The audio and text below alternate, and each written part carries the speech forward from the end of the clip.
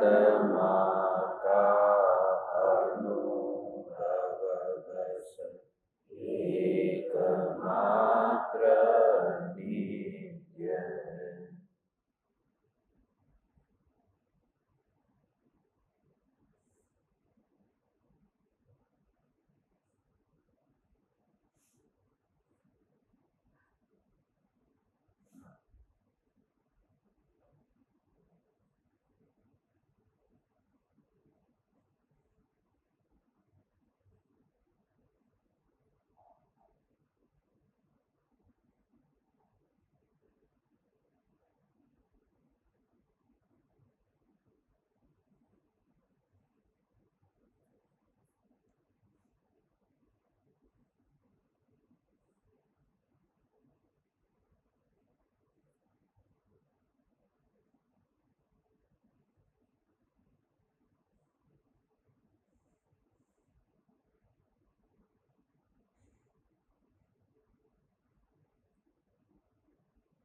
चैतन्य स्वभावी भगवान आत्मा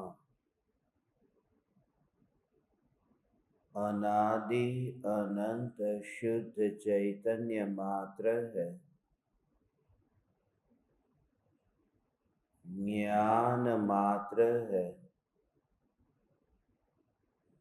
मैं शुद्ध चैतन्य मात्र, ज्ञान मात्र भगवान आत्मा हूँ।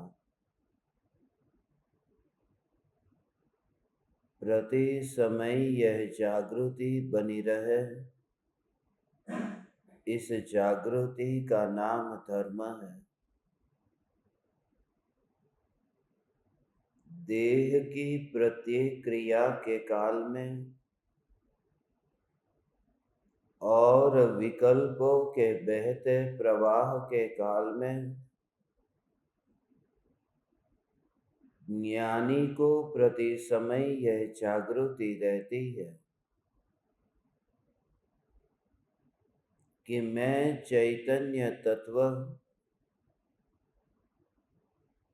इस देह की किसी भी क्रिया में और विकल्पों के बहते प्रवाह में कहीं भी मिला नहीं हूँ। ऐसा शुद्ध चैतन्य तत्व मैं हूँ। प्रति समय स्वयं की शुद्ध चैतन्य सत्ता का बोध आत्म जागृति ही धर्म है।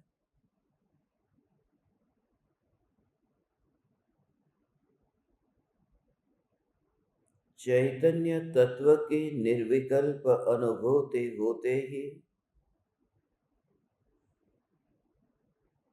असंख्य प्रदेशों में व्याप्त ज्ञान अखंड एक स्वरूप अनुभव में आता है। जिन प्रदेशों के संग परमाणुओं का बंध नहीं हुआ, जिन ज्ञान प्रदेशों के साथ विकल्पों का बंध नहीं हुआ, ऐसा यह त्रिकाल सत्ता स्वरूप ज्ञान ही मैं हूं, जो समस्त ऋणानुबंध से पार है। एक चैतन्य स्वरूप प्राप्त होते ही अनंत सिद्ध परमात्मा दृष्टि अगोचर हो जाते हैं।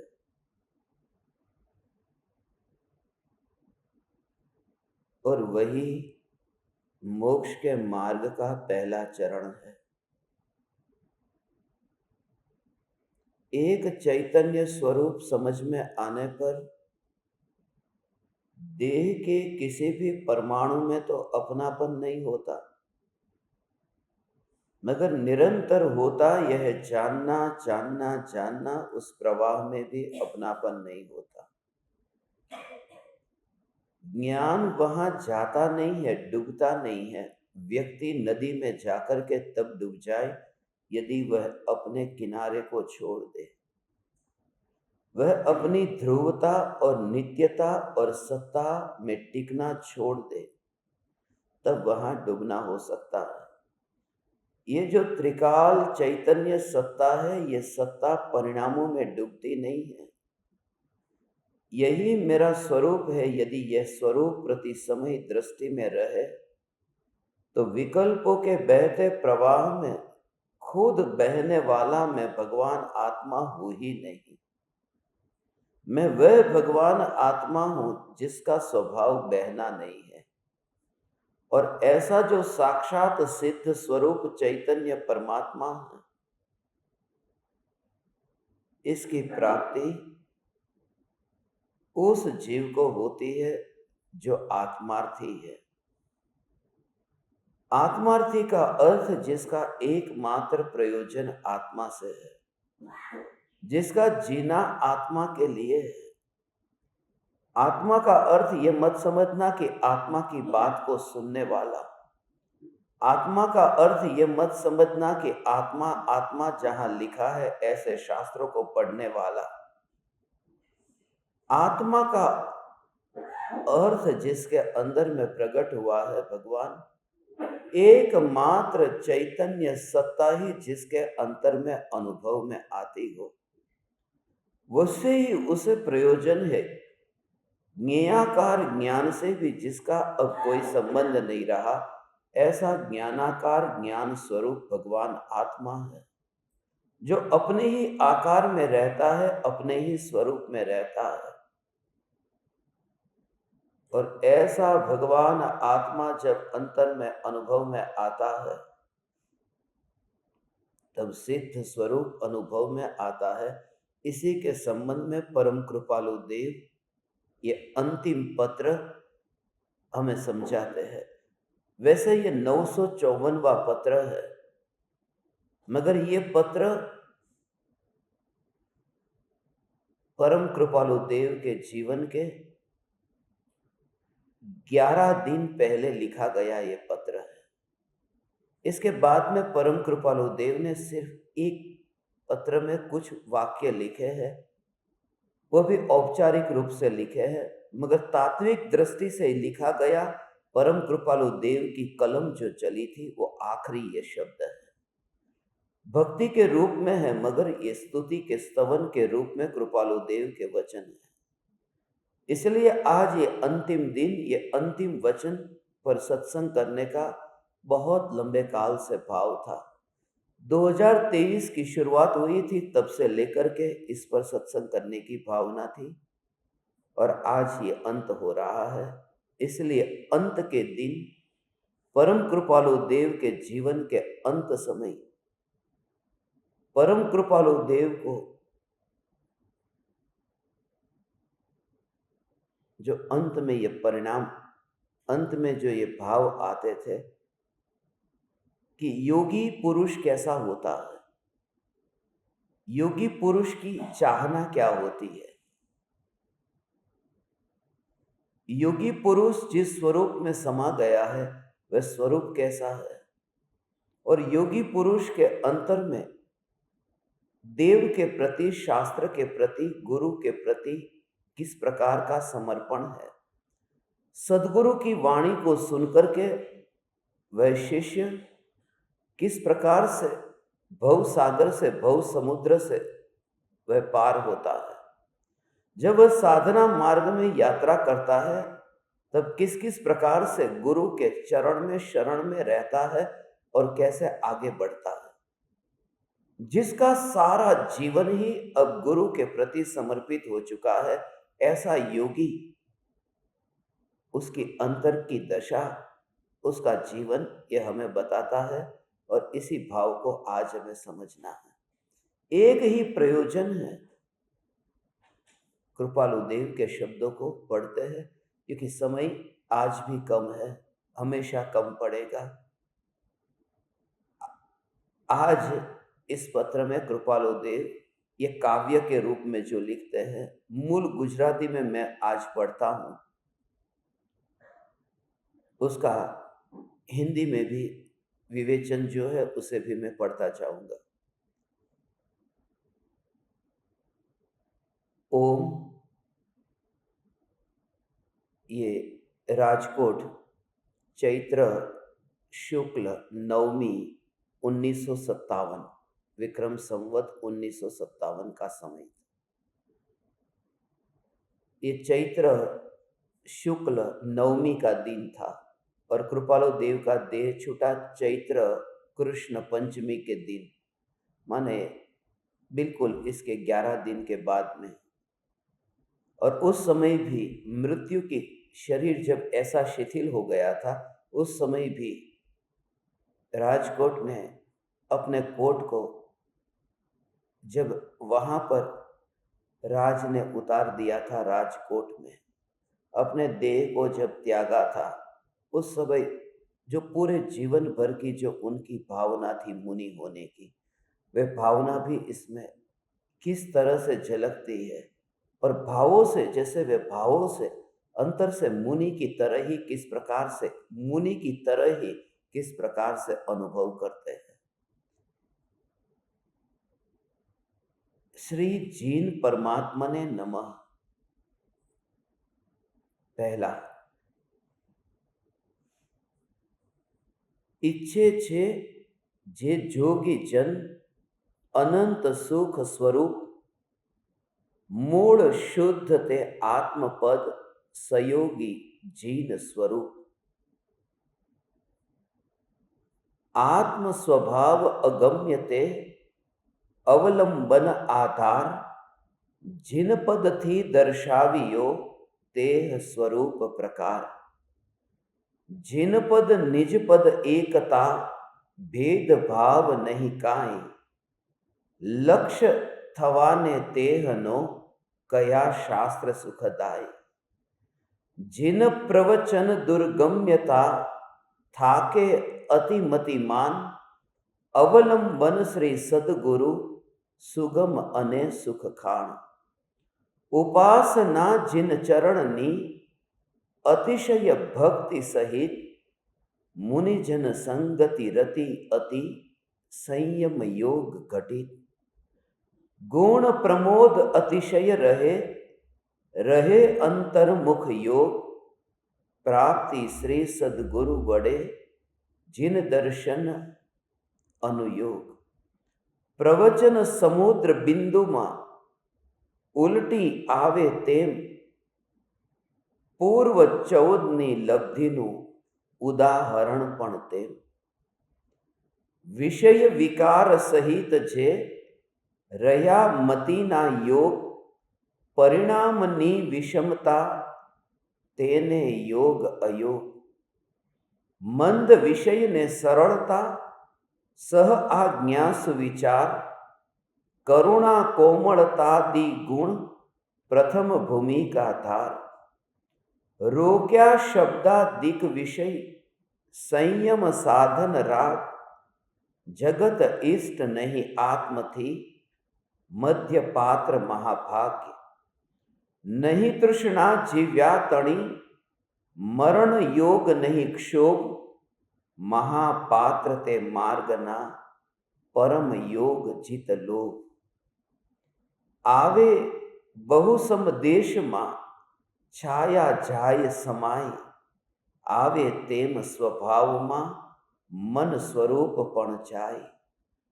उपजे मोह विकल्प थी, समस्त आ संसार, अंतर्मुख अवलोकता, विलय थता नहीं वार।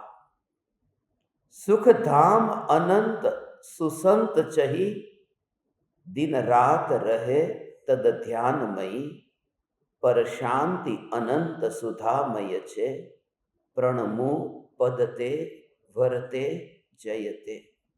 ये कृपालु देव के अंतिम वचन है। 10।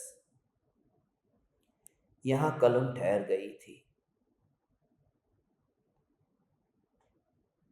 मगर ये लिखते समय कृपालु देव के जो शुरुआत से लेकर के अंत तक की जो पूरी जीवन यात्रा है और पूर्व भवों का जो संस्कार है, इसमें पूरा मोक्ष मार्ग आया है।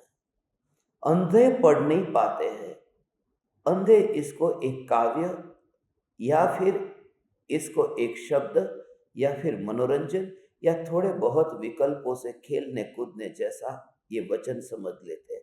मगर इन वचनों में परम कृपालु देव की जो परिणति थी, वो परिणति किस प्रकार थी, उसे हम समझने का प्रयास करते हैं। एक एक वचन को हम उसके विवेचन को पढ़ते हैं।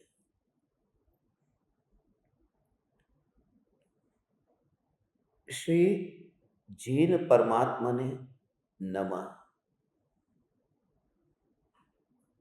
जिस अनंत सुख स्वरूप की योगी जन इच्छा करते हैं, वह मूल शुद्ध आत्मपद सयोगी जीन स्वरूप है।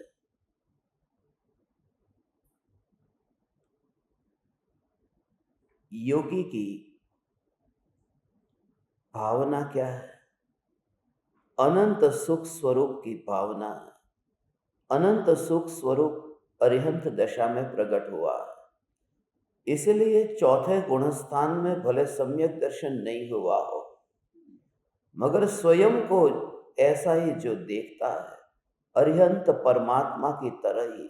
इसलिए जो कहा, जो अरिहंत भगवान को द्रव्य से, गुण से और पर्याय से जानता है, वह निज आत्मा को द्रव्य गुण पर्याय से जानता है। ऐसा ही तीर्थंकर परमात्मा का दर्शन होते ही, कि तीर्थंकर परमात्मा की साधना का जो आधार है, बस वही मैं हूं, जिसके कारण ये लोकालोक ज्ञान में जानने में आता है। योगी पुरुष जिसका ध्यान करते हैं, योगी पुरुष जिस स्वरूप का ध्यान करते हैं, ये स्वरूप का ध्यान कहा, ये आनंद स्वरूप का ध्यान कहा। देह की क्रिया का नहीं, व्रत तपशील संयम का नहीं, ये शरीर का नहीं, कि नाक की डंडी पर देख करके वे ध्यान लगाने बैठ जाए। वह जो चैतन्य स्वरूप है, उस स्वरूप के लिए इतना अहोभाव है। योगी कहा है। कौन सा योग है? मन, वाणी या काया? ये उपयोग ही जिनका योग है। भीतर से वे ही योगी है, और बाहर में ऐसा चैतन्य परमात्मा तत्व का जोर अंतर में प्रकट होते ही वे उपयोग ही उपयोग में आता होने से वे निर्विकल्प है। वे ऐसा ही देखते हैं कि ज्योति की मुझे रुचि है, मुझे ईंधन की रुचि नहीं है, और वह भी पौद्गलिक ईंधन है और कुछ भी नहीं। ईंधन कहा है ज्ञानियों ने। मुनिवर राम सिंह का पाहुड़ दोहा आज सुबह हम पढ़ रहे थे।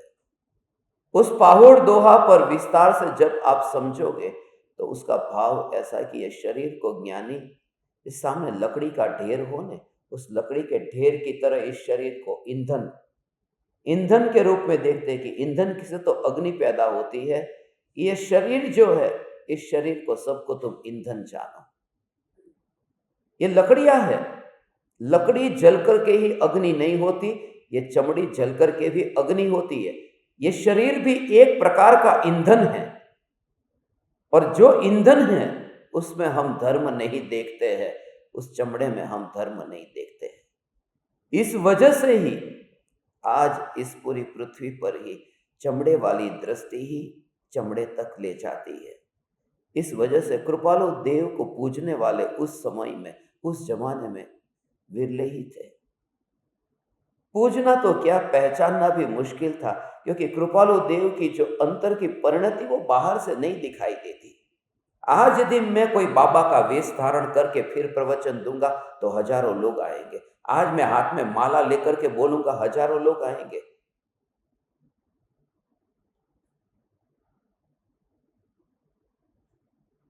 मगर मैं दुनिया के साथ में छल नहीं करना चाहता। आज ही यदि नग्न दिगंबर मुनि हो जाओ और दीक्षा का पालन करो, दवाई ले लूंगा, कोई फर्क नहीं पड़ता। आजकल तो हॉस्पिटल में जाकर के ट्रीटमेंट करने वाले, हार्ट की सर्जरी कराने वाले, वे दिगंबर मुनि के रूप में पूजे जाते हैं। मैं भी पूजा जा सकता हूं। धोखा दुनिया को मैं दे सकता हूं, मगर मैं घर में रहूंगा। मैं अभी कपड़े के साथ रहूंगा। मैं उनसे भी मना करता हूं, अभी तुम्हारी वह दशा नहीं आई, धोखा देना बंद कर दो। ये चैतन्य स्वरूप सुनने के बाद में तो अंदर से इतना अहोभाव आए, इतना अहोभाव आए। चैतन्य परमात्मा स्वरूप की रुचि अभी जगी नहीं है, अभी भटकना और थोड़ा बाकी है। अभी थोड़े तुम और भटक करके आओ। अभी तुम्हें अहोभाव नहीं आया। इतने वर्षों से सुनने के बाद में भी वही क्रियाकांडियों के पास में जाने का तुम्हें भाव आता है, और फिर कहते हो कि कब तक ये उदय बाकी है। उदय बाकी नहीं है, तुम्हारा पुरुषार्थ कमजोर है। उदय बाकी नहीं है, अभी तुम्हें दही में भी और दूध में भी, ये दोनों में पैर रखना है। अभी तुम्हें दोनों नाव पर सवार होना है। इस नाव पर भी बैठ जाओ और इस नाव पर भी बैठ जाओ, सब तरह से जहां से मजा लो। क्रिया का भी मजा लो, ज्ञान का भी मजा लो, चैतन्य का भी मजा लो, और कुल परंपरा का भी मजा लो। धोखा देना बंद कर दो, बस माया यहां नहीं चलेगी। मैंने प्राण लगाया है तुम्हारे लिए, तुम मेरे पर कुल्हाड़ी मत मारो। इसलिए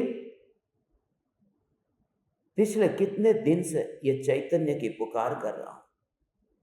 एक ही प्रयोजन, यदि तुमने निर्णय किया है कि ये चैतन्य स्वरूप, फिर कहां कहां किस किस गली में तुम बाबा के पास में मंत्र के धागा डोरा, न जाने कौन कौन से क्रियाकांड से तुम प्रभावित हो जाते हो।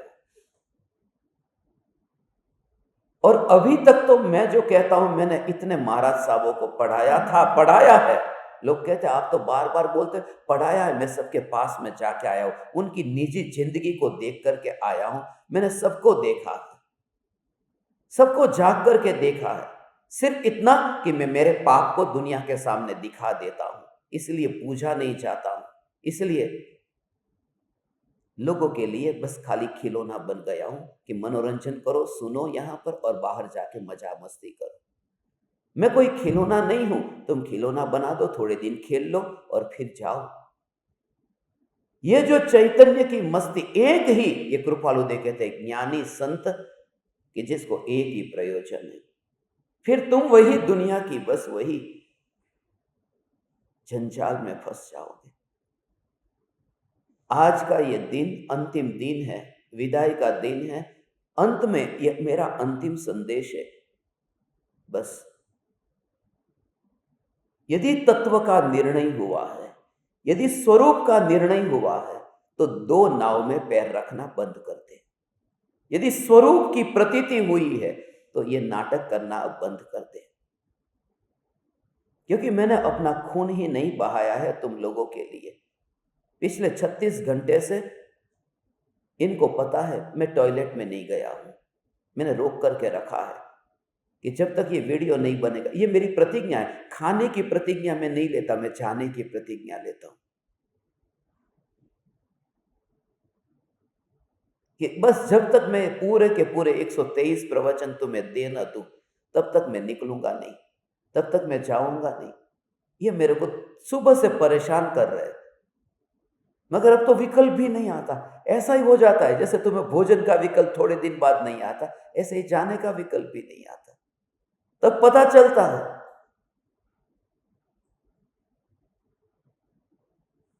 मैंने प्राण अपनी ओर से पूरे जान लगाई है। तुम कुल्हाड़ी मत मारो मेरे ऊपर। बस एक ही लक्ष्य रखो, यदि तुम्हें आत्मा को पाना है तो पाओ। मगर एक निर्णय यदि तुम्हारा हुआ है, तो हजारों जगह पर यहां यहां वहां पर वो मेंढक की तरह मत भागना। मेरा इतना ही आपसे निवेदन है, बाकी सब आपकी मर्जी। क्योंकि दुनिया को देखने के बाद में सबके पास में जाकर के आगमों के एक एक पन्ने पन्ने को पढ़ा करके, हजारों आगमों को पढ़ाया ना, हजारों शास्त्र की वहां पर एक एक की टीका, एक एक कर करके, एक एक पन्ने पन्ने को खोल करके, अब तो वो बोझ उठा के लेके नहीं जाता। नहीं तो कंधे पर बड़ा बोझ होता था। आज कल्प सूत्र है, उत्तराधीन सूत्र है, आचार्य सूत्र है, सब, और इतना बड़ा बड़ा शास्त्र, और उनको फिर उनके एक एक पन्ने को लेकर के बताता कि आप जो बोल रहे हो वो देखो, इसमें तो मना किया है, इसमें तो ये किया है। मगर अहंकारी चित्त मानने को तैयार नहीं होता। धन्य भागी है भगवान, हमें कृपालु देव मिल गए। बस चैतन्य स्वरूप, बस मुझे और कुछ नहीं चाहिए। मेरी जिंदगी का भी ये आखिरी सत्संग समझ लो। ऐसा ही सत्संग, बस मुझे इस समय ऐसा ही लगता है कि अपने प्राण को किसी पर भी लगाने की जरूरत नहीं है। बस एक ही चैतन्य चैतन्य चैतन्य। कृपालु देव की यहां पर जो अंतिम घड़ी की जो स्थिति थी, आगे तो मनसुख के बारे में भी जो लिखते हैं औपचारिक रूप से नर्मदा मेंशन में, ऐसा अंदर की जो व्याधि थी, वो व्याधि के बारे में कृपालु देव का वचन मैं साथ में पढ़ूंगा। अंतिम 955वें पत्र में कृपालु देव क्या लिखते हैं वो भी साथ में पढ़ लूंगा। एक निर्णय तुम करो, इतने दिन से तुम सुनकर के जा रहे हो, काम एक आत्मार्थ हूं, अब मुझे और कुछ भी नहीं चाहिए। एक ही प्रयोजन है मेरा। और फिर से मैं कह देता हूं कि मैंने तुम में से किसी को भी शिष्य बनाया ही नहीं है। फिर से मैं कह देता हूं, मैं तुम्हारा गुरु नहीं हूं। मेरा सिर्फ इतना कहना है कि चैतन्य का मार्ग ये रुचिकर लगा है, फिर तो दो नाव पर सवार होना क्यों चाहता? क्योंकि मेरा तो नामो निशान वैसे भी नहीं रहेगा थोड़े दिन के बाद में। मैं जानता हूं ये तुम सो कहता हूं, इसलिए ये वचन, अंतिम वचन ये रिकॉर्ड हो रहे हैं। इसलिए एक ही मार्ग पर यात्रा करो, दो नाव पर सवार मत हो, क्रियाकांड के या फिर आत्मा के, ये दो दो नाव पर सवार मत हो। या फिर शुभ भाव में धर्म मानो और भटको, या फिर शुद्ध परिणति से धर्म मानो और मुक्त हो। दो में से एक काम करो ने, इधर उधर दोनों में मिक्स मत करो। वो खतरा है, वो खतरा लगता है। एक व्यक्ति पाकिस्तान में रहता है, मैं निर्भय रहता हूं क्योंकि वो पराया है। मगर एक व्यक्ति है, वो यहां रहता है, मेरा मित्र है, मुझे कोई खतरा नहीं। दोनों से कोई खतरा नहीं है, क्योंकि पता है कि ये चैतन्य का ही दीवाना है, ये क्रिया में फंसेगा नहीं। और वो क्रियाकांड का ही दीवाना है, उसे चैतन्य रुचिकर नहीं लगेगा। गुरुदेव जैसा साहस किसी में आता नहीं है। इसलिए गुरुदेव ने ये धोखा देना बंद कर दिया था। ये महिमा आती है गुरुदेव की। इस काल में जिस तरह से योगी पुरुष के बारे में कृपालु देव कहते हैं, कृपालु देव खुद ऐसे योगी हो सकते थे ना। इस दृश्य को यदि तुम देखो, अंतिम घड़ी में ऐसी स्थिति थी, और यदि बताना हो तो वो बता सकते थे कि मैं मुनि हूं, मैं महाराज साहब हूं, मैं साधु हूं। मगर उन्होंने कहा, मनसुख मां का ध्यान रखना, अंतिम वचन मां है न, अभी मैं दीक्षा नहीं ली है। यह प्रामाणिक पुरुष के वचन है। मगर इस दुनिया में प्रामाणिकता नहीं चलती, धोखा ज्यादा चलता है। अभी इन वचनों को मैं आपको आगे बताऊं, क्योंकि कृपालु देव जो योगी जन के बारे में कहते हैं, ऐसा इसका भाव है, ऐसा इसका भाव है। हे ज्ञान दीपक, जिस अनंत सुख स्वरूप की योगी जन इच्छा करते हैं, स्वरूप की इच्छा, स्वरूप शब्द अंत में भी आया। ये वचनामृत में 240 बार जो स्वरूप शब्द लिखा है कृपालु देव ने, आत्मसिद्धि शास्त्र में 10 बार लिखा है, 8 गाथाओं में। 2 गाथा ऐसी है जिसमें 2 बार उपयोग किया है, टोटल 10 बार उपयोग हुआ है। ये स्वरूप की महिमा थी कृपालु देव को। सुख स्वरूप की योगी जन इच्छा करते हैं, भावना पाते हैं, वह मूल शुद्ध आत्मपद सयोगी जिन स्वरूप है, जो जानदी अरहंतम, जो अरिहंत परमात्मा का स्वरूप है, ऐसा ही मेरा स्वरूप है। योगी जन कहा है ना, योगी के साथ में योगी को लेना था, इसलिए अयोगी को नहीं लिया। सिद्ध परमात्मा अयोगी है, इसलिए संयोगी की बात की है। यहां तुलना भी ऐसे ही की है कि जैसे 5 इंद्रिय होने पर भी केवली परमात्मा आंखों से देखते नहीं है। यह स्वरूप बताया है प्रवचन सार। हे चैतन्य परमात्मा, हे चैतन्य परमात्मा, तो ऐसा ये बस 5 इंद्रिय से केवली परमात्मा जानते नहीं है, ऐसे ही तू भी 5 इंद्रियों से जानता नहीं है। तू अरिहंत परमात्मा की तरह ही श्री जीन है। वह आत्म स्वभाव अगम्य है, वह अवलंबन का आधार है। उस स्वरूप के प्रकार को जीन पद ने बताया गया है, जिन पद से बताया गया है। देखिए अभी ये जो जितने भी वचन है, उनको आप पढ़ेंगे, बस ये जो मूल काव्य है, मूल पद है, शुरुआत का ये जो पहला लिखा गया है ना, ये पहला पद जो कृपालु देव ने लिखा है, इसमें 11 काव्य ही लिखे हैं। ये पहले में 11 काव्य लिखे हैं। और तब से लेकर के कृपालु देव का 11 दिन का आयुष्य बाकी था, और कृपालु देव ने पहले से ही ये 11 पद लिख दिए थे। और जो एक एक दिन में जो आगे एक एक प्रकार का चिंतन कृपालु देव का चलता था, अब तुम देखो तो तुम्हें पता चलेगा कि अंतिम घड़ी तक परम कृपालु देव के कैसे भाव रहे थे। अब इसमें समझ में तुम्हें सब आ जाएगा।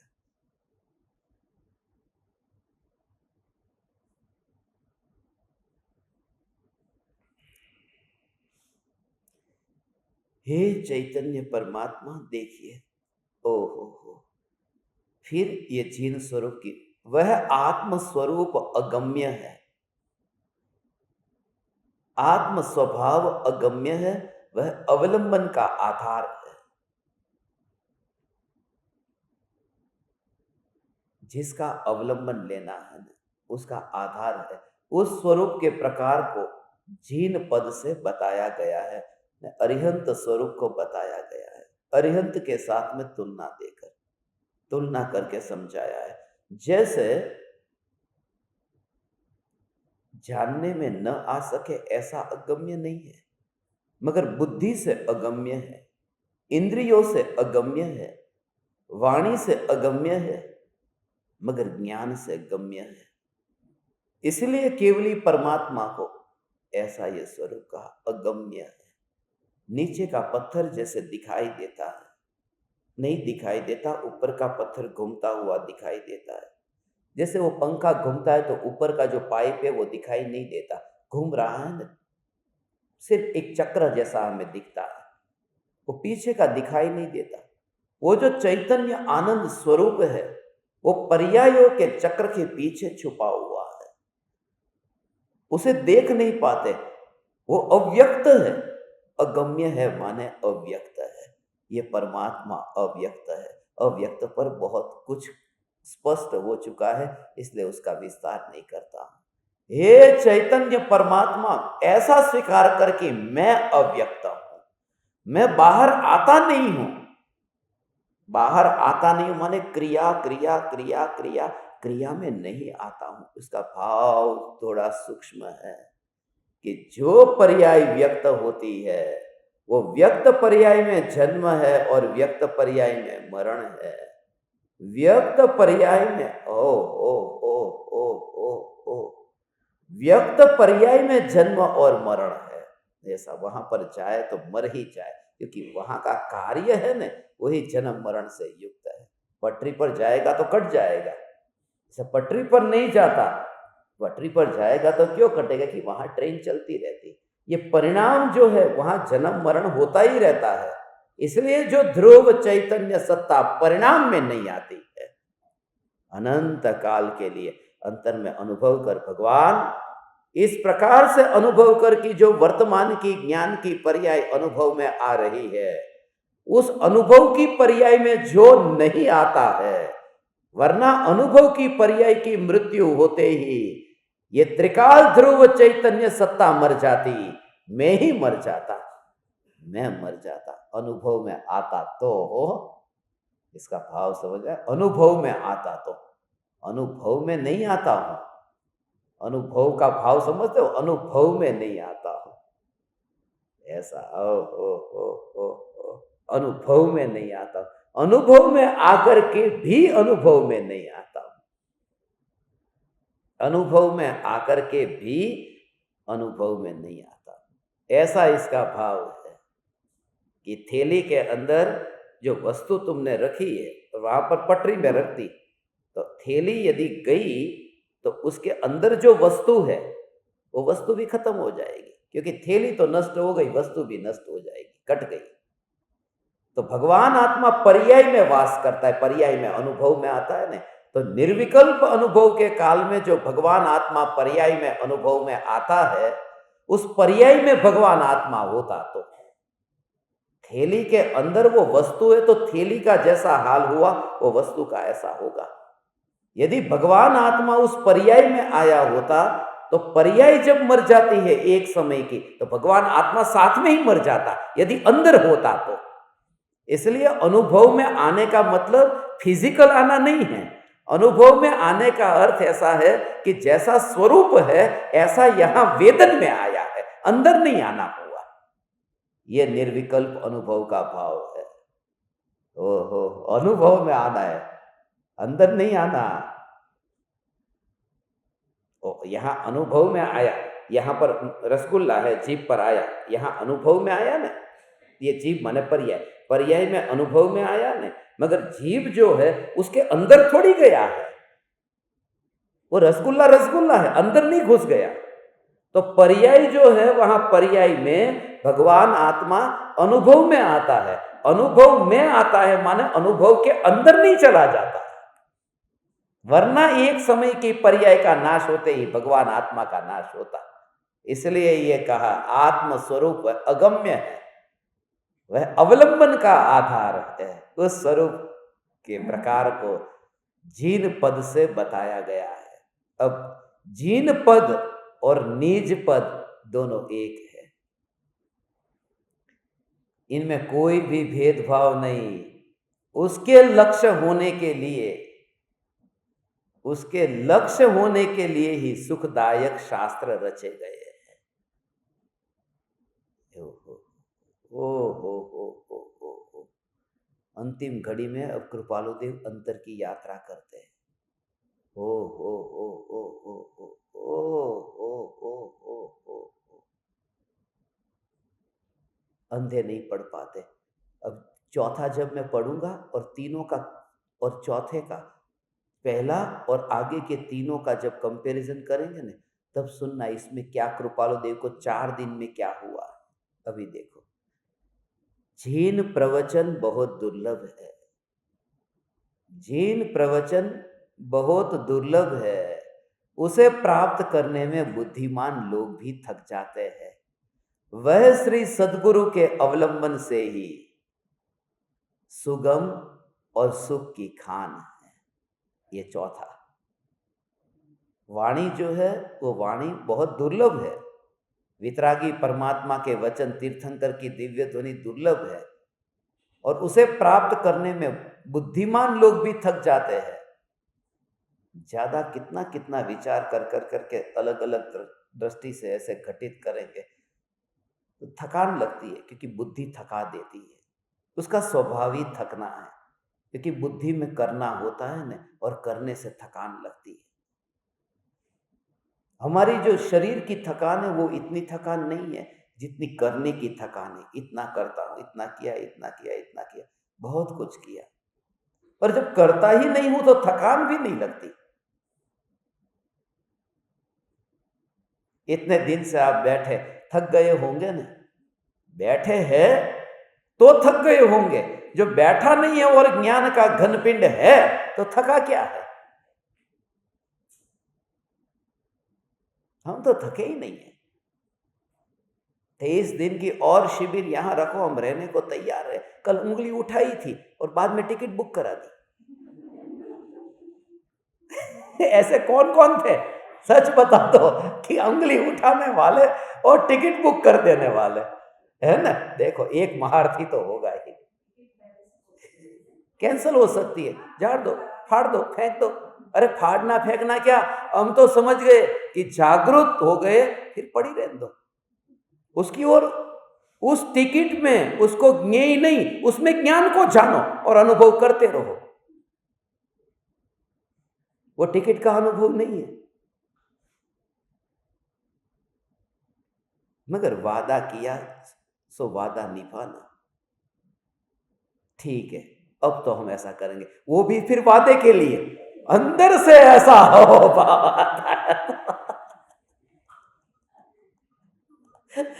ये तो कैसे भी करके इधर से कहीं से भी पकड़ता है। ये बच्चा छोड़ता नहीं। भगवान ए चैतन्य परमात्मा ये 4 का जो भाव बताता था, उसमें परम कृपालु देव ने जो पहले नमस्कार किए ने, तो आत्मा की बात की है। कृपालु देव ने सब जगह पहले आत्मा को रखा है, जो अनंत सुख स्वरूप शब्द का उपयोग किया है। घर पे जाके पढ़ना, घर पे जाके पढ़ना इसको, और प्रवचन जब सुनोगे तो इसमें आपको पढ़ने में भी दिखाई देगा। तो वहां पर वो पढ़ोगे तो पता चलेगा कि वहां कितना सूक्ष्म इसका भाव है कि कृपालु देव के पहले आत्म स्वरूप स्वरूप, इसलिए तो पहली गाथा में ही जे स्वरूप समझा बिना, वो स्वरूप से ही शुरुआत की। यहां पर भी स्वरूप से ही शुरुआत की। फिर जो बात कही है वो स्वरूप के बाद में जिनके प्रति हमारा अहो अहो उपकार भाव होना चाहिए, ऐसे देव शास्त्र गुरु को लिया। दूसरे में देव का वर्णन है, तीसरे में शास्त्र का वर्णन है, और चौथे में सदगुरु गुरु का वर्णन। देखो दूसरे में कैसे देव का वर्णन है, अब सुनोगे तो समझ में आएगा। पहले में स्वरूप का सुख स्वरूप, दूसरे में वह आत्म स्वभाव अगम्य है, वह अवलंबन का आधार है। उस स्वरूप के प्रकार को जीन पद से बताया गया है। जीन पद माने देव। फिर आगे दूसरी बात ही, ये शास्त्र की बात आई, जीन प्रवचन बहुत दुर्लभ है, उसे प्राप्त करने में बुद्धिमान लोग भी थक जाते हैं। ऐसा वह श्री नहीं, दूसरा रह गया। जीन पद और निज पद दोनों एक है, इनमें कोई भेदभाव नहीं है। उसके लक्ष्य होने के लिए सुखदायक शास्त्र रचे गए हैं। ये तीसरा पॉइंट, सुखदायक शास्त्र। और तीसरा, ओ ओ ओ ओ ओ ओ जीन प्रवचन बहुत दुर्लभ है, उसे प्राप्त करने में बुद्धिमान लोग भी थक जाते हैं। वह श्री सद्गुरु के अवलंबन से ही सुगम और सुख की खान है। ज्ञान की खान नहीं कहा, सुख की खान। यदि जिन भगवान के चरणों की अतिशय भक्ति सहित उपासना हो तो मुनि जनों की संगति में संयम सहित अत्यंत रति हो।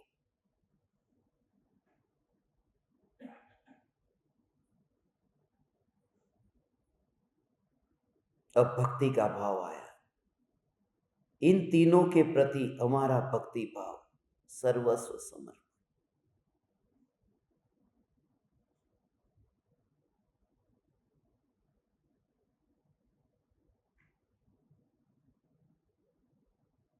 भक्ति का अर्थ बोलना नहीं है। जिन भगवान के चरणों की अतिशय भक्ति सहित उपासना हो, मुनि जनों की संगति में संयम सहित अत्यंत रति हो। कहाँ मिलेंगे वे मुनि भी आज के जमाने में? हाँ, चार दीवार के अंदर मुनि का वास, ये चार दीवार के अंदर ये घर बसाया जिसने, और मुनि कहे ऐसा कि निर्लेप है, मोह नहीं रहा है।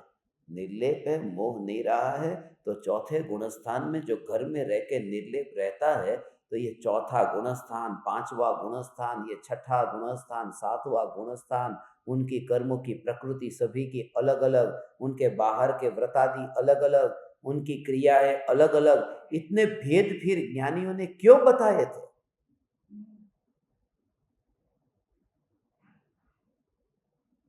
डर लगता है। मैं नाम नहीं लेता हूं आज, मगर मेरे पास में आज एक ज्ञान दीपक आया और उसने मुझे कहा कि वो महाराज साहब के पास में उनको जाना पड़ रहा है। बरसों से वह उनको सुनते हैं, मगर उनको जाना पड़ा। ठीक है, कुल परंपरा छूटती नहीं है, कोई बात नहीं, कुल परंपरा छूटती नहीं है। मगर आश्चर्य मुझे तब हुआ जब उन्होंने मुझे बताया कि वो हमको पचकान दिलाते हैं। कौन सा पचकान मालूम है? प्रतिज्ञा दिलाते हैं। हमारा माने चैतन्य परमात्मा का प्रवचन नहीं सुनने की प्रतिज्ञा, ऐसे पचकान दिए। मैं ऐसे ही नहीं कह रहा हूं, मेरे सामने देखो बैठे, सच है। देखो, उन्होंने मुझसे कहा है, पचकान दिलाते हैं। और फिर भी लोग ढोल नगारे ले लेकर के बजाते बजाते जाते हैं। महाराज साहब की ये चैतन्य की पुकार जो है, ये भगवान आत्मा का स्वरूप जो बताया गया है, उसके पचकान ये मत सुनो, ये सब इनकी प्रवचन नहीं सुनना, उनका प्रवचन नहीं सुनना, दुकान बंद हो सकती है तुम्हारी। सच कहता हूं, क्योंकि जितने भी झूठे ताश के महल जो खड़े हैं ना, सब गिर सकते हैं। एक बार ये समझ में आ जाए, तुम्हारा भय सब खत्म हो जाएगा। जो तुमने लोगों को डराया है कि नरक में जाओगे, भटकोगे, सड़ोगे, तुम पापी हो, तुम प्रतिक्रमण करो, अरे कितने को मार दिया, कितने को बचा दिया, पाप करया, ये किया, धन कमाया, बहुत परिग्रह किया, अब छोड़ दे, अब परिग्रही हो जा, दान दे, ये सब जो तुम्हारा बताया हो। और यहां पर कि तू चैतन्य चैतन्य चैतन्य, तू करता ही नहीं है, तू दान देता नहीं है, तू परिग्रह इकट्ठा करता नहीं है, तू न्यायक है, तू ध्रुव है। ये देह की क्रिया तेरी नहीं है, क्योंकि तेरा परिणमन उसमें होता नहीं है। ऐसा जो शुद्ध चैतन्य का ये मार्ग सुने तो झटका लग जाता है ना, फिर नहीं आते, फिर वो नहीं आ पाते, फिर उनको वो प्रतिज्ञा देनी ही पड़ेगी, क्योंकि वो कच्चा महल है ना। इसलिए मैं किसी को मना नहीं करता हूं। मैंने उनको मना नहीं किया, ठीक है, कुछ भी मना नहीं किया, जाओ और जाओ और दूसरी दुकानों पर जाओ, यदि ऐसा माल मिल जाए तो उधर ही रहना, न मिले तो इधर आना, कोई बात नहीं, क्योंकि मेरे पास में जो माल है उस माल पर मुझे भरोसा है। मैं ये कहता ही नहीं हूं ना, तुम जाओ। मगर खेद इस बात का होता है कि जिंदगी बहुत अभी कम बची है, उसमें फिर ये सब अलग अलग दुकान पे जाना और टाइम बिगाड़ना, और शादी का मुहूर्त है, इस वजह से ये भाव आता है कि ज्यादा अब सिमटते जाओ। एक नहीं, ये तो इन्होंने मुझे बताया, ऐसे तो कितने लोग हैं। मुंबई में भी बताते थे कि इन्होंने पचकान दिला दिया। जिस दिन चेहरा देख लिया हो ना, उस दिन चेहरा दिख लिया हो, उस दिन एकासन कराते थे उनके शिष्यों को। मेरा चेहरा जिस दिन देखा हो, एकासना करने का उपदेश देते थे वाल्केश्वर में। वो बोले कि आज हमको, मैं तो दिख ही जाता था, क्योंकि गाड़ी से जाता नहीं, पैदल जाता। अब मैं पैदल जाता और उनके जो गुरु वो भी पैदल जाते, तो आचार्यों ने उनको, गुरु को कहा था कि वो दिख जाए तो एकासना करना, गृहस्थ को नहीं हो। उनके पदाधिकारी ने, अब मैं तो पैसा बचाता था तो टैक्सी करता नहीं कि 4 बिल्डिंग 10 बिल्डिंग 25 बिल्डिंग है, चलो चल के चले जाते हैं, तो दर्शन हो ही जाता था। मेरी वजह से, मेरे निमित्त से उनकी तपस्या बहुत होती, कर्मों की निर्जरा करते हुए। मगर ऐसा द्वेष क्यों? मैं जब आपको परमात्मा परमात्मा परमात्मा कह के पुकारता हूं, ओ हो, इसलिए जिस दिन से गुरुदेव की ये पुकार सुनने को मिली ने, एक बार सपने में भी किसी के पास में जाने का भाव नहीं आया, क्योंकि पूर्व भव का अनंत अनंत अनंत अनंत, ये बात अलग है, आपके परिवार का है, जो भी है, कोई कहता है, मगर उसमें भी भगवान, तुम्हारा खुद का ही पुरुषार्थ कमजोर है। कोई कुछ नहीं करता, कोई कुछ नहीं करता। अंदर में खुद को भी, ये गली गली में राम पड़े हैं, ये सब राम हैं। लोकोपवाद का भय, समाज का भय, परिवार का भय, राम को भी था न, धोबी का था। और हर एक के घर में एक एक धोबी तो होता ही है, कोई पराया ना तो अपना पति तो धोबी है ही। वो कहता है इसलिए जाना पड़ता है, हर एक के घर में एक धोबी होता ही है।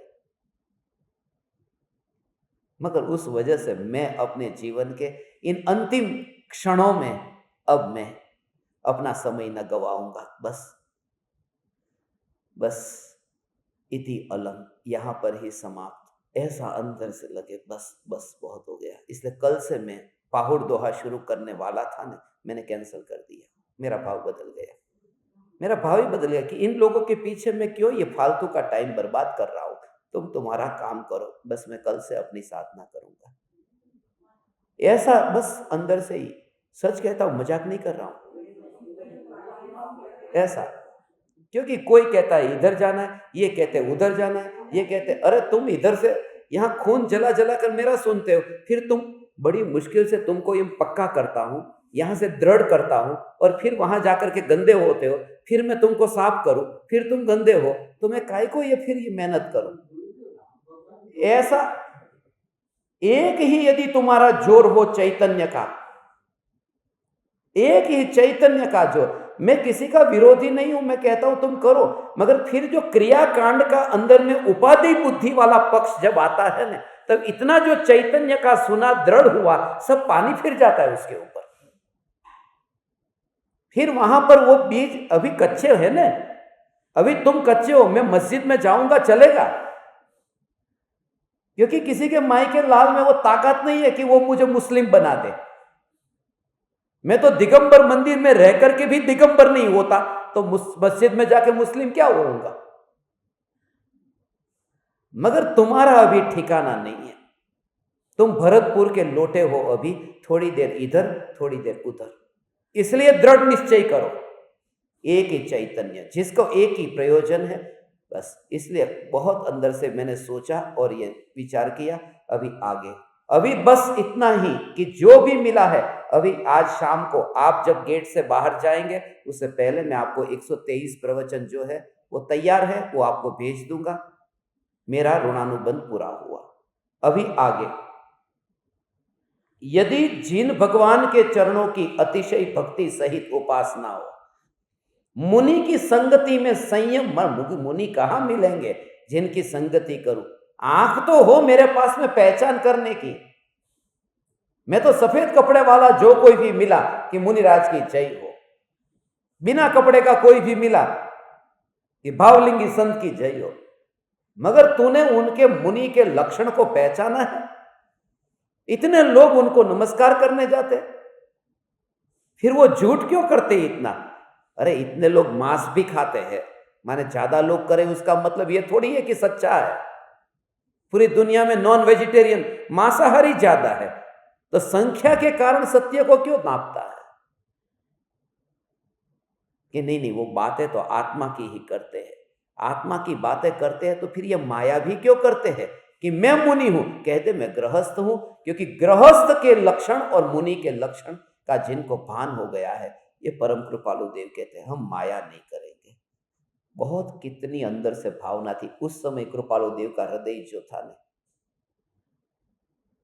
ये पद लिखते समय अंदर से अब वो जल रहा है, शरीर ऐसा सुख रहा है, ये अंतिम घड़ी में ऐसा जीव जब जाते जाते तुमसे ये कह जाता है तब कि बस एक ही तुम प्रयोजन करो, बस। यदि ये कोई कक्षा नहीं है, ये कोई ट्यूशन नहीं है, ये कोई क्लास नहीं है, यहां तो सर्वस्व समर्पण करके कोई बैठे कि ये बस मेरी जिंदगी ही ये रही, अब करो आप ऑपरेशन।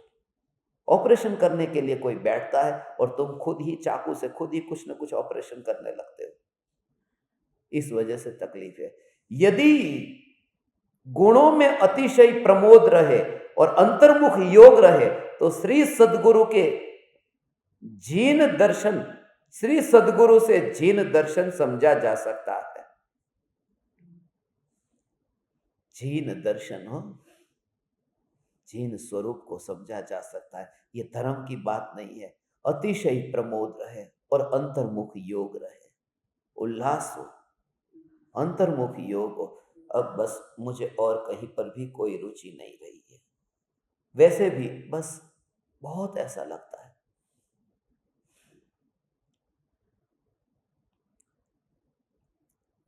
इसलिए प्रमोद भाव से मानो समुद्र एक बिंदु में ही समा गया हो। ओ इस तरह प्रवचन रूपी समुद्र 14 पूर्व की लब्धि रूप बिंदु में समा जाता है। वहां आत्मसिद्धि शास्त्र का पूरा सार आ गया। कृपालु देव के जीवन में जो जो भी घटित हुआ था, वो पूरा एक एक वाक्य में, जो अभी ये काव्य में लिखते हैं, पूरा उस समय उनके अंदर में पूरी धारा चली। क्यों? क्योंकि आत्मसिद्धि शास्त्र में भी कृपालु देव ने ये समस्त जिनागम का सार ये लिखना चाहा। हो सात राजू की दूरी पार हो गई। ये 7वें में 14 गुणस्थान से पार होता है ना, तो 7 राजू की दूरी पार करता है।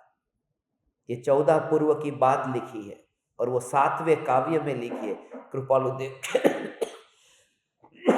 कृपालु देव के अंतर में ये सब चलता था। ऐसा है भगवान, ऐसा अंतर का चैतन्य, चैतन्य चैतन्य का जोर। ये पूरी वाणी का सार आत्मसिद्धि शास्त्र पूरा स्मरण में आ गया। समुद्र में एक बिंदु ही समा गया। इस तरह ऐसा ओ समुद्र अब एक बूंद में समा गया। जिस समय पर्याय में अनुभव होता है ना, तब ऐसा ही होता है। पूरा त्रिकाली ऐसा हो, पूरा त्रिकाली ध्रुव वहीं पर ही समा गया।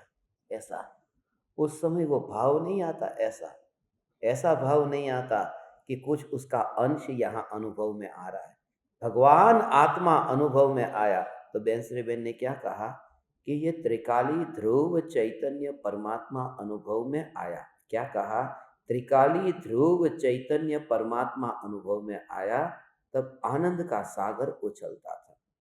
तो वो आत्मा कहा न, भगवान आत्मा अनुभव में आता है। ऐसा नहीं कहा कि पर्याय अनुभव में आती है।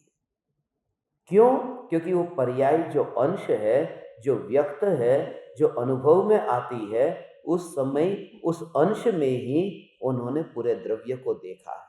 इसलिए यहां कहा कि बूंद में ही जैसे पूरा सागर आ गया है। मगर इतना तो है कि सागर बूंद में आ नहीं सकता, क्योंकि उस बूंद में सागर का अंश तो है, मगर वो सागर की मस्ती उस बूंद में नहीं है। जैसे सागर उछलता है, सागर का जो दीवानापन है वो वहां बूंद में नहीं है, अंश होने पर भी। इसलिए जो ध्रुव चैतन्य सत्ता का अनुभव पर्याय में होता तो है, मगर वह जो निर्विकल्प स्वरूप, ऐसा जो अखंड, ऐसा जो कारण परमात्मा भगवान आत्मा, वो वहां एक समय की पर्याय में अनुभव में भी चाहता नहीं है। तभी तो अपना अहोभाव इतना आता है। बस ऐसा अहोभाव आता है जो विषय विकार सहित मति के योग से रहता है। ओ देखो ये क्या कहा भगवान, जो विषय विकार सहित मति के योग से रहता है, उसे परिणामों की विषमता रहती है और उसे योग भी अयोग हो जाता है।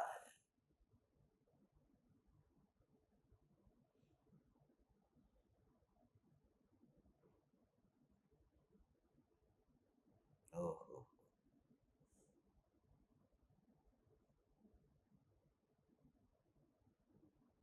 योग होने पर भी अयोग हो जाता है। ये योग अयोग का मतलब मन वाणी काया की बात नहीं है। ये सत्संग का जो योग है उनकी बात है। ये उन लोगों की बात है जो भगवान के समोसरण में जाते थे और वहीं पर ही बाहर रह जाते थे। नाटक की मंडली होती है ना, वो उस वजह से नाटक की मंडली, समोसरण के बाहर वहां पर नाटक होते हैं। वो कौन तैयार कराता है मालूम है? वो देव करता तैयार करता है। देव की ये रचना होती है। यहाँ प्रवचन हो रहा है और बाहर नाटक रखते हैं। तो भगवान की वाणी में नाटक है। हाँ, कि नाटक देखना हो जिनको, वो उधर रह जाए। वो फिल्टर है एक प्रकार का, कि वो ऐसा कचरा जो है वो अंदर ना आए। अंदर वो लोग आए कि जो उसमें भी रस नहीं है जिनको, वो अंदर आए। मेरे को भी ऐसा विचार आता है कि मैं भी जहां प्रवचन हो वहां बाहर नाटक की मंडली न रखूं, थोड़े उपाश्रय रख दो महाराज साहबों के, कि जो उनको भी पार करके अंदर आ जाए, बस वो पाएगा। क्रियाकांड का विरोधी नहीं हूं, क्रियाकांड को धर्म मानकर दुनिया के सामने जिन्होंने ये दिखाया है, और तुम उनमें जो ठगे गए हो, और ये मौका मिलने पर भी ओ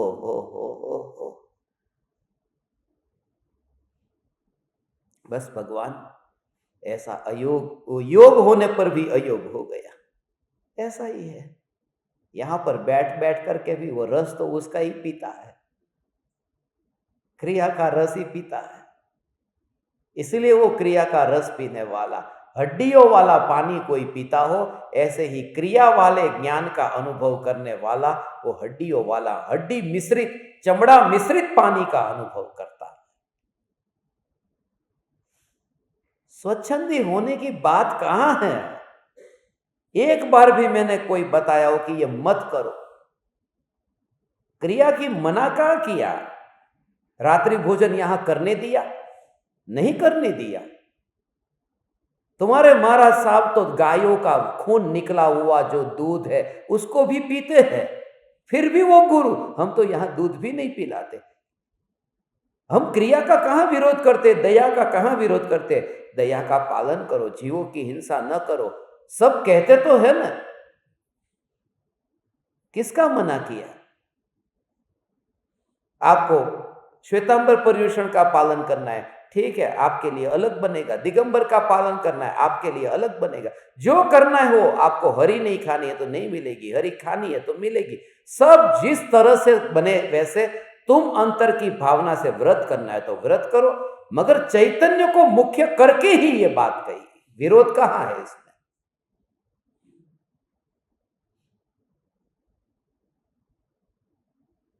जहां जहां पर गलतियां है, अपराध है, दोष है, क्रिया का विरोध नहीं है, क्रिया का विरोध नहीं है, क्रिया को मुख्य करके उसका प्रदर्शन और उसमें धर्म की मान्यता, उसका विरोध है, वह मिथ्या है। हे ज्ञान दीपक, देखो आगे अभी ये, अभी का ये भाव है। मंद विषय, सरलता, आज्ञा पूर्वक सुविचार तथा करुणा, कोमलता आदि गुण यह प्रथम भूमिका है। आज्ञा, इस समय ये गुरु को पूछा आपने कि आप क्या करने जा रहे हैं? ऐसे जीव गुरु पर कुल्हाड़ी मारते हैं। एक बार पूछो मुझे क्या करना चाहिए।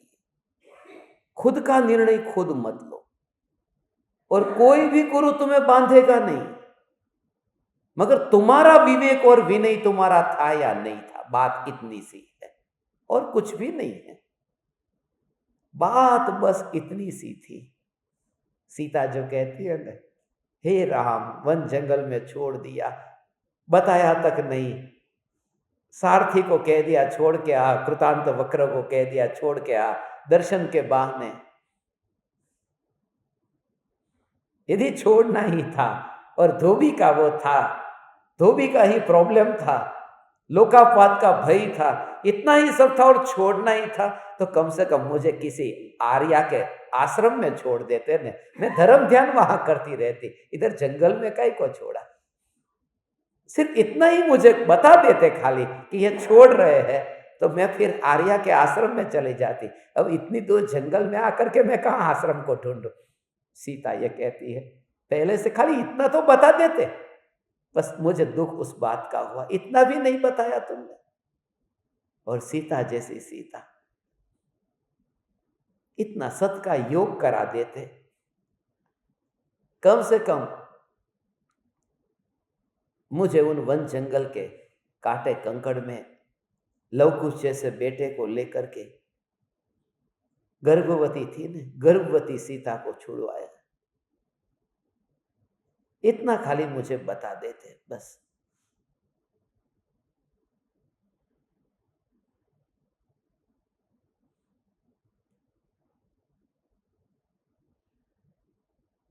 जिसके प्रति सबसे ज्यादा प्रीति हो ने, वहां पर यह भाव होता है कि यह आज्ञाकारी बने, ये आज्ञा में रहे, ये अपने आप न चले, कहाँ ठोकर खाएगा पता नहीं, इसलिए ये आज्ञा में रहे। और जब कोई अपने को, जिसका राग ज्यादा है, लगता है कि अरे ये तो अपना है, वहां पर ही तो तकलीफ होती है। लगा था तीर जब, तब इतना दर्द न हुआ गालिब।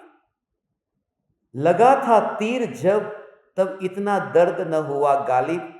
जख्म का एहसास तो तब हुआ जब देखी कमान अपनों के हाथ में। जिस समय वो चुभा है उस समय तो दर्द ही नहीं होता। अपने ऐसा करते हैं, अपने ही ऐसा करते हैं। इसलिए कृपालु देव का व्यवहार और निश्चय, इससे ही मुझे समा जाने का जो भाव आता है इन वचनों से। भगवान हम सब समाये, तुम तुम्हारे में, मैं मेरे में। मैं थोड़ी कहता हूं मैं समा जाऊं और तुम भटको, तुम तुम्हारे में समा जाओ। आज का दिन तो समाने का दिन है, अंतिम दिन आया है। ओ आया है माने वो क्रमबद्ध पर्याय स्मरण में आई कि पर्याय आती है और जाती है। और आज का 309 का दिन स्मरण में आया, अभी सामने देखा तो 30 तारीख 9वां महीना है ना, 309 समय सार की 309वीं गाथा में ये बात कही जो मैंने आपको कही। ऐसा ही उधर चला गया। यह बुद्धि ऐसी है जहां जाना नहीं। मंद विषयी, सरलता, आज्ञा पूर्वक सुविचार, आज्ञा में बस। फिर से कहता हूं, सदगुरु की आज्ञा शिष्य के हित के लिए होगी, कुगुरु की आज्ञा गुरु के हित के लिए होगी। इसलिए जो भी कहे, मुझे क्या करना चाहिए, मैं कुछ नहीं जानता। लोग आते हैं मेरे पास में आज्ञा लेने के लिए, आप हमें जाने की आज्ञा दे, आज्ञा दे। और 3 महीने पहले आज की टिकट बुक करके ही रखी थी, सब फिक्स, सामान बामान पैक करके सब गाड़ी में जमा करके, आप हमें आज्ञा दे। यदि मैं कहूं कि नहीं जाना तो क्या करेगा?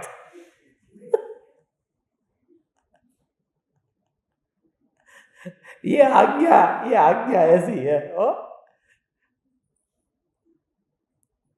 भावलिंगी मुनि की जो आज्ञा होती है ना, जब दीक्षा लेते हैं तब ऐसी ही आज्ञा होती है। ये बता दूं आपको, जब मुनि कोई होता है और माँ बाप से जब आज्ञा लेने जाता है ना, तो ऐसे ही आज्ञा लेता है। अंदर की सब तैयारी हो चुकी है, सब तैयार है, और कहते हैं आज्ञा दे। अंदर का जोर ऐसा है, और लगता है कितना विनयवान है, देखो आज्ञा लेने आया। ये को आगे देखो, भगवान जिसने शब्द आदि विषय को रोक लिया है, जो संयम के साधन में राग करता है, जिसे आत्मा के लिए जगत इष्ट नहीं, वह महाभाग्य मध्यम पात्र है। ओहो हो, पहली भूमिका वहां की, पहली भूमिका में यह कहा मंद विषय, सरलता और आज्ञापूर्वक सुविचार, करुणा, कोमलता, ये सब, ये सब, ये तब तभी तुम्हें हो सकता है। कोई अनुशासन करने वाला हो तो ये नहीं हो सकता। गुरु माने परम मित्र, जिनके सामने तुम्हें डरना न पड़े, अपने हृदय की सब बात तुम व्यक्त कर सको, सब कुछ कह सको। इसलिए तो इनमें से बहुत सी पत्नियां ऐसी है, अपने पति को भी बाहर भेज देती है कि गुरुदेव के साथ में व्यक्तिगत बात करनी है। 1-to-1 मीटिंग वाले लोग बैठे इधर, तू चला जा बाहर, मैं इधर गुरुदेव के पास बैठती, क्योंकि बहुत सी बात ऐसी होती है। एक जगह ऐसी है कि जहां पूरी श्रद्धा है, समर्पण है, पूरी श्रद्धा है कि यहां से जो मुझे जानने को मिलेगा वो कहीं से नहीं मिलेगा। इतना अहोभाव। पति वहां पर स्वार्थ है, बेटा वहां स्वार्थ है, यहां कोई स्वार्थ कुछ भी नहीं है। यहां पक्षी का मेला है, और सिर्फ इशारे से वो समझा देता है। वो उड़ता है, वह भी उसके पीछे पीछे दूसरा पक्षी उड़ जाता है। कुछ भी बोला नहीं था और वह उड़ गया, बहुत कुछ सिखा कर गया कि तेरे पीछे मुझे आना है। आ, आ, आ, आ, हे भगवान, चैतन्य चैतन्य चैतन्य, ये कृपालु देव। ये दूसरे पात्र में ये कहा, विषय को शब्द आदि को रोक लिया, जो संयम के साधन में राग करता है, जिसे आत्मा के लिए जगत इष्ट नहीं है, वह महाभाग्य मध्यम पात्र है। जिसे जीने की तृष्णा नहीं, जिसे मरण के समय क्षोभ नहीं। अब आखिरी बात आई, यह अंतिम 11वां काव्य लिखा है, और 11वां काव्य माने कृपालु देव का मृत्यु का दिन, माने 11वें दिन। वो 11 दिन पहले, जिसे जीने की तृष्णा नहीं, जिसे मरण के समय क्षोभ नहीं, वह मार्ग का महापात्र है, वह परम योगी है और उसने लोभ को जीत लिया। कोई मुझे बुलाना मत, मैं अपने आत्म स्वरूप में लीन होता हूं। और देखो आगे, फिर इसी में ही जो दूसरा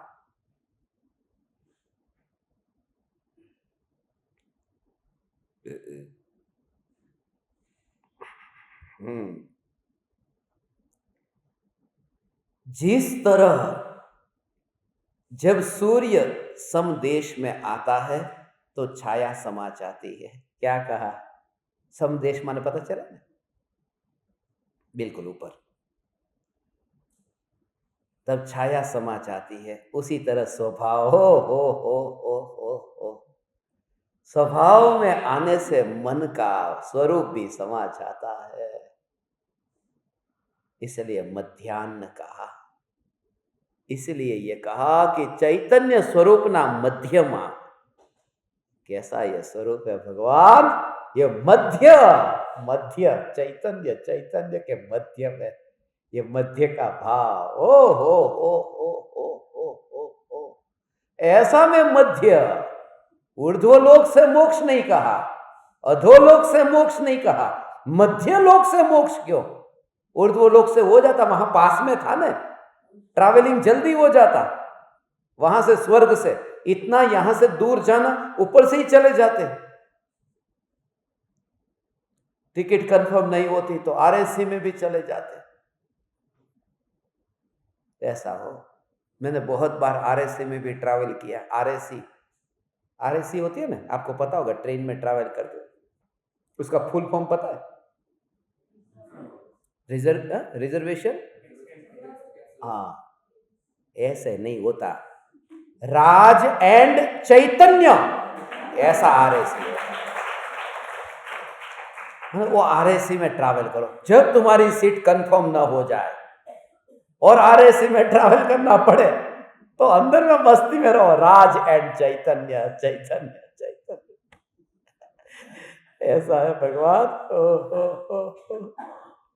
मध्याह्न का दूसरा एक भाव जो ये है कि जो पर्याय होती है ना, वो पर्याय ऐसी है, पर्याय ऐसी है। हो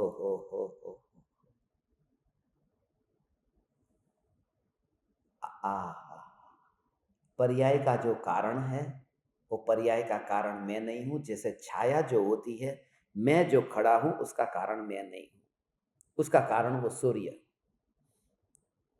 क्योंकि सुबह के समय एक छाया लंबी होती है, दोपहर में छोटी होती है, शाम को फिर लंबी होती है। मैं तो वही का वही हूं।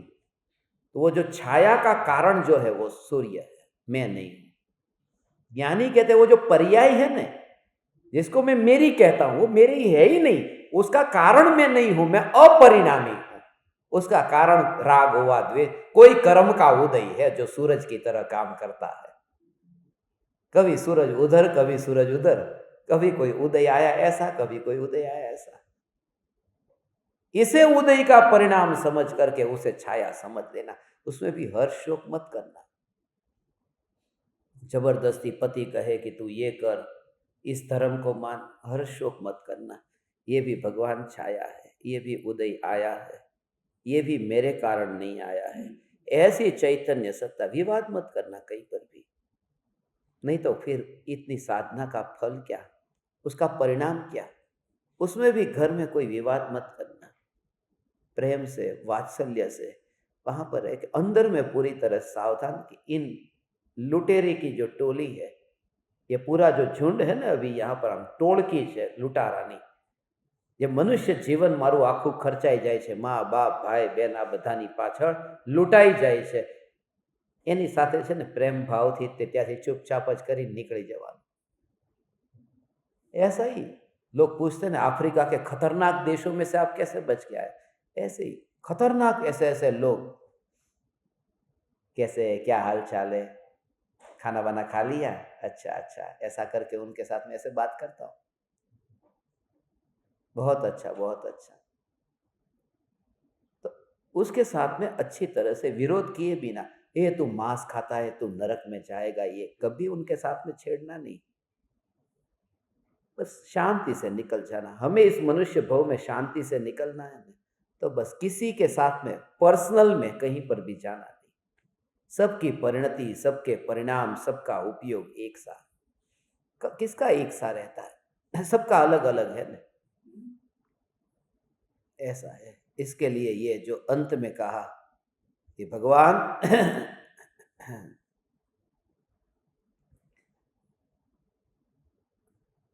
जिस तरह सूर्य समदेश में आता है, वहां परछा नहीं रहती। परछा नहीं रहती माने पर्याय रहती नहीं है, माने जब वो मध्याह्न में आता है तब परछा नहीं रहती, माने जो पर्याय अनुभव के काल में वो नहीं रहती, माने वो क्या हो जाती है?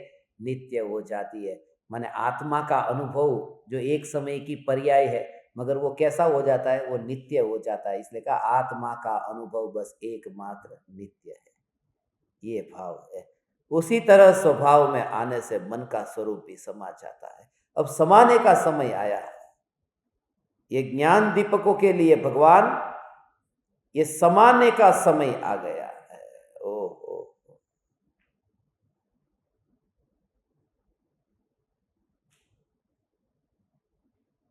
जिन जिन ज्ञान दीपकों ने इतने दिनों तक ये जो सत्संग सुना है, यहां पर रह करके आज रात को आपका वो चार्ट बनाने का टाइम आ जाएगा ना, रिपोर्ट भेजने का। अब यहां तो कितना सुना, ध्यान हुआ नहीं हुआ, खाली बस जितने दिन आप उमराला में थे उसमें खाली उमराला लिख देना बस, और कुछ मत लिखना। लिखा हो तो ठीक है, अच्छी बात है, मगर नहीं हुआ है तो बहुत कुछ आपने कर लिया है। यहाँ पर चिंता मत करो। किसी का नित्य क्रम नहीं हुआ हो, नहीं, टाइम कहाँ मिलता है? अब 12 से 4 का बोला तो टाइम ही नहीं मिला। तो कोई बात नहीं।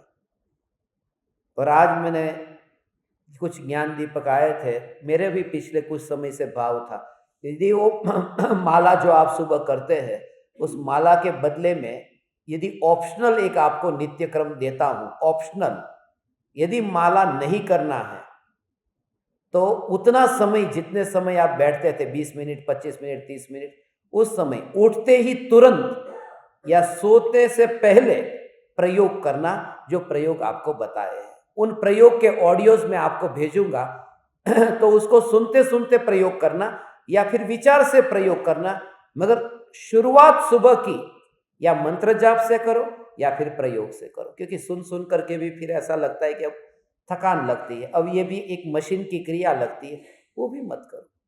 मूल प्रयोजन है कैसे भी करके तुम स्वरूप में समाओ बस। और ये प्रयोग से तो बहुत लाभ हुआ है। जिस तरह से आप परमात्माओं का जो अभिप्राय बताते, इतना लाभ हुआ है।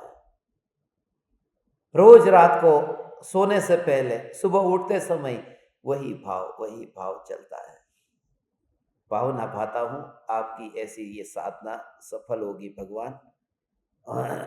अंत में देखो आखिरी, यह समस्त ओ हो, यह समस्त संसार मोह विकल्प से उत्पन्न होता है। अंतर्मुख वृत्ति से देखने से इसके नाश होते हुए देर नहीं लगती।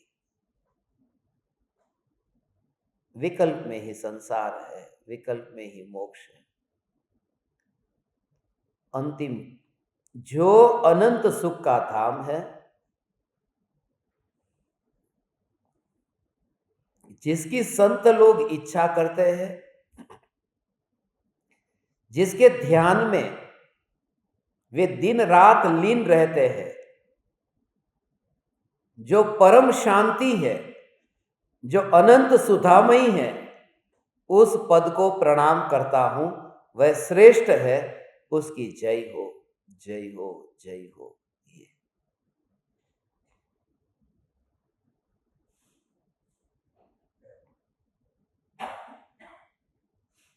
अंत में भी बस उस पद को मैं प्रणाम करता हूं। परम कृपालु देव का ये प्रणाम शब्द अंत में भी आ गया। ये कृपालु देव के अंतर में प्रणमो, प्रणमो, नमो, विशेष नमन का नाम प्रणाम है। वो कोई उसकी विधि कुछ अलग है प्रणाम की। नमन को तो नमन कहते हैं, नमो कहते हैं, मगर प्रणमो, विशेष रूप से नमन करता हूं। ये औपचारिकता नहीं है। इस नमन में बहुत गहरे भाव छुपे हैं। इसलिए ये प्रणाम चैतन्य चैतन्य चैतन्य। अभी ये कृपालु देव का पत्र, जिस पर बहुत कुछ कहना था मगर कह नहीं सके, फिर भी संक्षिप्त में इसे हमने पढ़ा है। अब यहाँ हम सब एक सत्संग के लिए बैठेंगे और उस सत्संग के तात्कालिक बाद फिर यहाँ इस ऋणानुबंध मुक्ति पर्युषण महापर्व, इस शिविर का समापन होगा। पर्व का तो हमारा कभी समापन होगा ही नहीं। तो आपके लिए अभी 5 मिनट का खाली समय देता हूँ। 5 मिनट में आप जाकर के आ जाए और उसके बाद में तुरंत ही फिर अपन ऋणानुबंध कथा, आज जो अंतिम कथा लेनी है वह अंतिम कथा अपन 15 मिनट से आधे घंटे के बीच में वो कथा का सार लेंगे और उसके तात्कालिक बाद आपको यहाँ से मंगल समापन होगा। चिंता मत करना, 4:42 के आसपास में आपको छोड़ दूंगा, ज़्यादा से ज़्यादा 5 बजे तक। बच्चे को क्लासरूम में पहले से बताए थे कि इतना बैठना है, तो थोड़ा रिलैक्स रहते हैं ना, तो इस अपेक्षा से आपको कहा। आप जो सब ज्ञान दीपक जो अभी ऑनलाइन सुन रहे हैं, हम अब कब पता नहीं कब मिलना होगा नहीं होगा, कहाँ होगा, ये अंतिम लाइव सेशन है।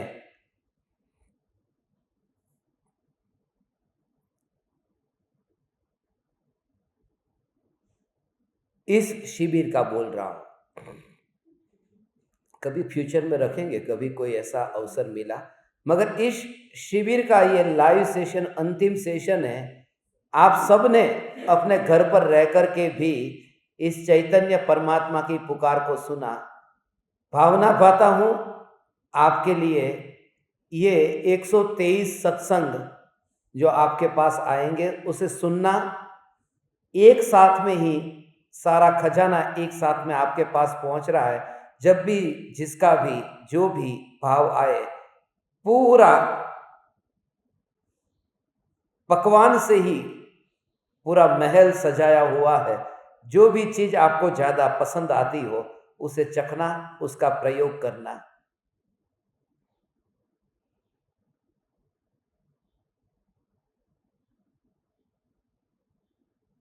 अनंत अनंत काल के बाद में ऐसे परमात्माओं का योग मिलता है कि जिनके संग में रह करके न देह याद रहे, न देह के विषय के भोग याद रहे, न समय याद रहे, एक समय सार ही जहां अंतर में डोलता रहे, अनुभव में आता रहे, ऐसे आप परमात्माओं का योग मुझे मिला है। मैं अत्यंत अनुग्रहित हूँ आप परमात्माओं के प्रति कि जिन्होंने मुझे इन 23 दिनों के दौरान नियमित रूप से सत्संग सुनने के लिए आए, अवसर दिया।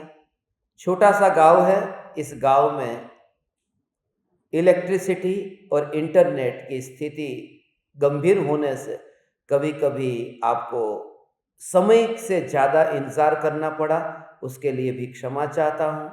और हमारी जो क्षमा, असली क्षमा, ये चैतन्य क्षमा है। आज इस प्रतिक्रमण के दिन, आज का दिन हमारा प्रतिक्रमण का दिन है, तो सबसे हम उत्तम क्षमा चाहते हैं। आपका चेहरा मैं किसी का भी देख नहीं पा रहा हूं, जो भी सामने है। कैसे पता चले कि आपका चेहरा कौन सा है? मगर मैं मेरे सामने कहान को देखता हूं और राज को देखता हूं, तो ऐसा ही लगता है जैसे ये जलते हुए दिए हैं, ऐसे ही तू त्रिकाल प्रज्वलित ज्ञान दीपक है। मैं तुझे अभी देख रहा हूं, देख सकता हूँ तेरे इस अरूपी चैतन्य ज्योति को। प्रणाम करता हूँ, मेरा प्रणाम स्वीकार कर।